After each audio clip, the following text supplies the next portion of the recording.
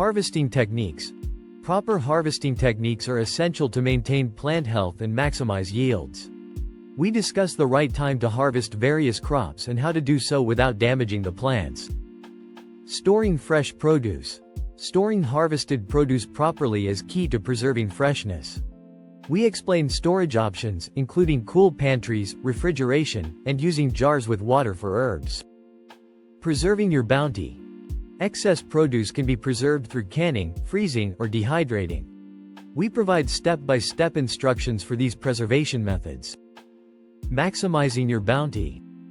Your confined space garden has provided you with a bountiful harvest. Now, it's time to explore the best practices for harvesting, storing, and preserving your precious produce. Harvesting techniques. Harvest your fruits and vegetables at their peak of ripeness. Use sharp, clean tools to minimize damage to the plants. Leafy greens, for instance, are best harvested by cutting leaves rather than uprooting the entire plant. Storing fresh produce. Proper storage is key to prolonging the freshness of your harvest. Use a cool, dark pantry or refrigerator's crisper drawer for items like carrots, apples, and potatoes. Herbs can be stored in jars with a bit of water, like a mini vase. Preserving your bounty. Preserve excess produce through techniques like canning, freezing, or dehydrating.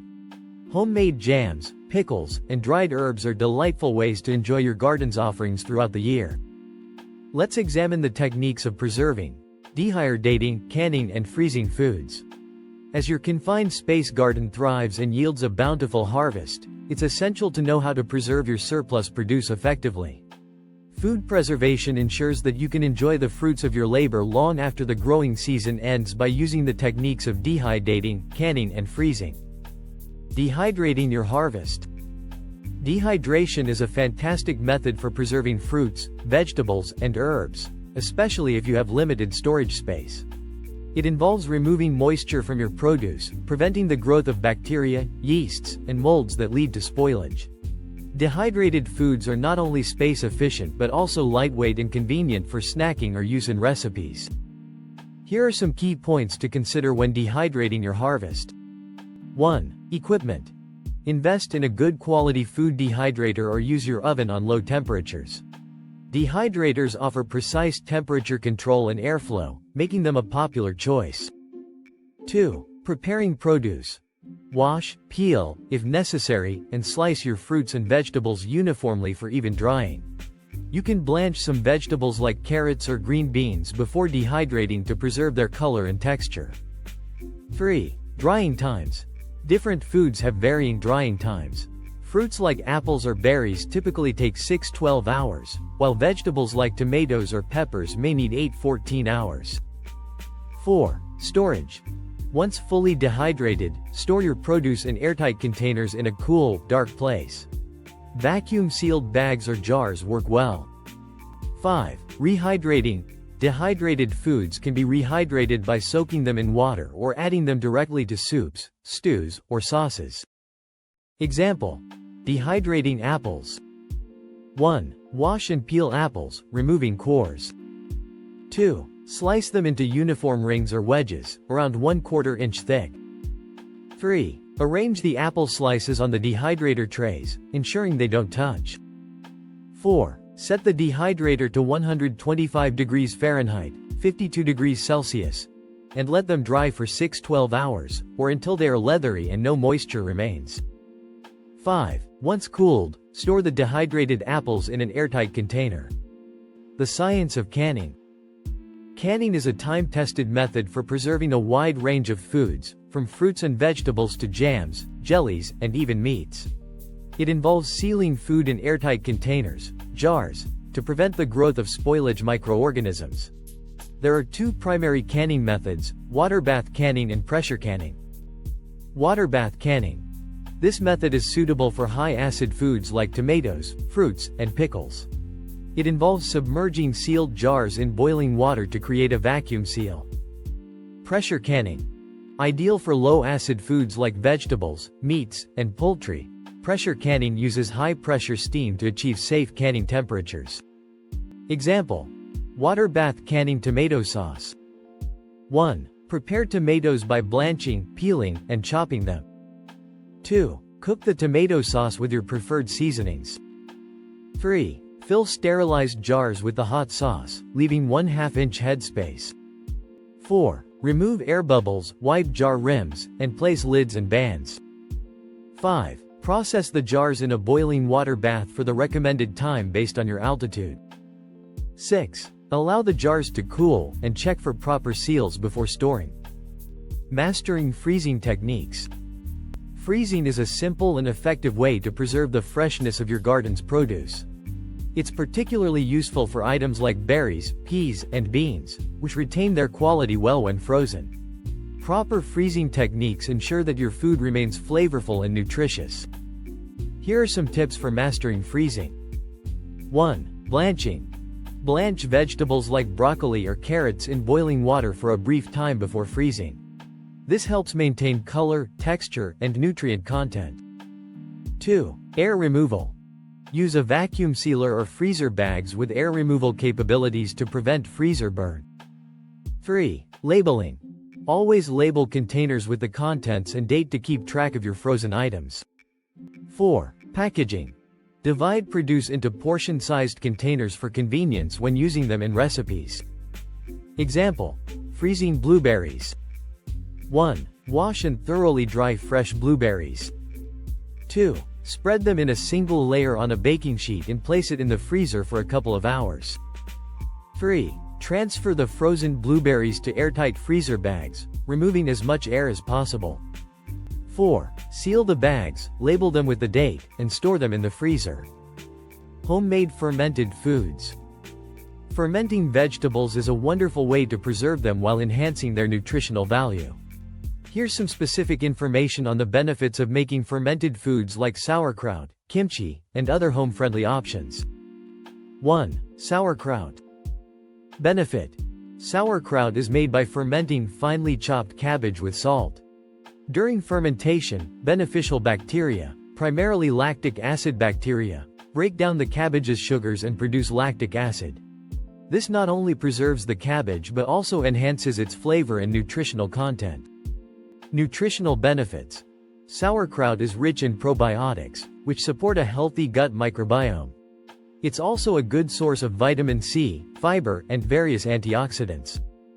How to make sauerkraut. Ingredients: 1 medium-sized cabbage, 1.52 tablespoons of salt, non-iodized, optional flavorings, caraway seeds, garlic, grated carrot, apple, beetroot, etc. Instructions. 1. Shred cabbage finely. 2. Mix cabbage with salt, 1.5 to 2 tablespoons or 2% of total weight of ingredients used, and let it sit for about 30 minutes to release its juices. You can pound the mixture with a masher as well. 3. Pack the cabbage tightly into a glass jar or fermentation crock. 4. Ensure the cabbage is submerged in its juices. 5. Cover with a lid or cloth secured with a rubber band. 6. Ferment at room temperature for 1-4 weeks, tasting for desired tanginess. 2. Kimchi. Benefit. Kimchi is a traditional Korean dish made by fermenting vegetables, primarily Napa cabbage and Korean radishes, with a mixture of seasonings. Nutritional benefits.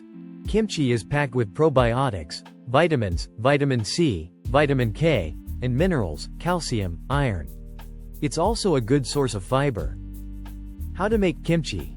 Ingredients: 1 Napa cabbage, 1 daikon radish, 3 tablespoons of salt, 3 tablespoons of Korean red pepper flakes, gochugaru, 1 tablespoon of fish sauce or soy sauce, 1 tablespoon of sugar, 5 cloves of garlic, 1-inch piece of ginger, 5-6 green onions. Instructions.